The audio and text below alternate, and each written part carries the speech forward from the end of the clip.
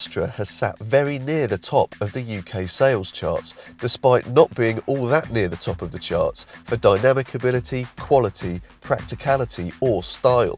However, the latest generation of the Astra has upped its game in pretty much every area. So does the car now have what it takes to trouble the very best small family hatchbacks?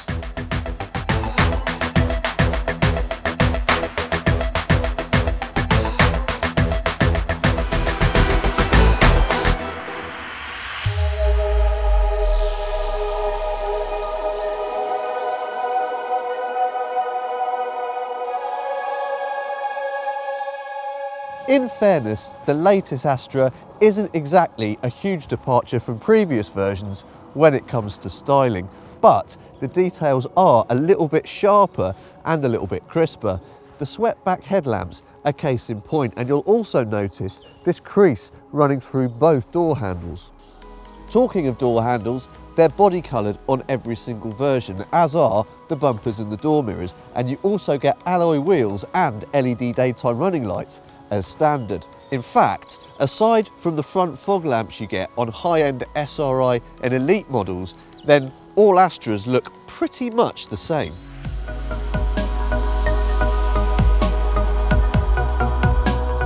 Inside the Astra 2 there is a lot to like. You get a good view out, there is loads of adjustment for your seating position, and the dashboard is well ordered and mostly easy to use. We say mostly because the infotainment system could be a little bit more intuitive, but it does lend the cabin a fairly high-tech feel, and if you can work out how to use it, it does have some pretty clever functionality. On quality, it is a bit of a mixed bag. This bit of plastic down here between the front seats, along with one or two other bits, is a bit nasty, but most of what you see and touch is finished to an impressively high standard.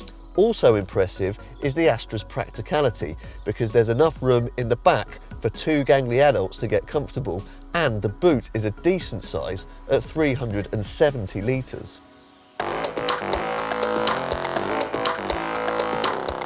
The vast majority of Astras will be run as company cars, and for that reason most people will automatically choose the engine we've got in this car, the 134 brake horsepower 1.6 litre diesel, because it has the lowest CO2 emissions.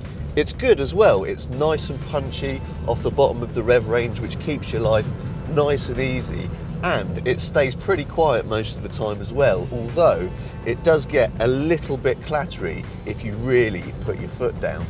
However, the really smart company car drivers among you will go for the 1 litre 3-cylinder turbocharged petrol engine that gives 103 brake horsepower. The emissions aren't quite as low, but because you escape the 3% diesel surcharge and because the list price is that much lower to begin with, then your monthly tax bills will be even lower. And the petrol is more refined than the diesel and not actually that much slower in the real world. And otherwise, the Astra is a really nice car to drive. The engineers have kept it light, which really pays dividends with the car's agility, and when you chuck in the strong grip, the tightly controlled body movements and the direct steering, then you've got a really impressively nimble feeling car. Granted, there is a slightly firm edge to the ride, which means it's not quite as cosseting as some family hatchbacks, but it is plenty comfortable enough to be getting on with. The latest Astra is now a very polished all-rounder. It's good to drive, pleasant to sit in, well equipped and affordable to buy and run.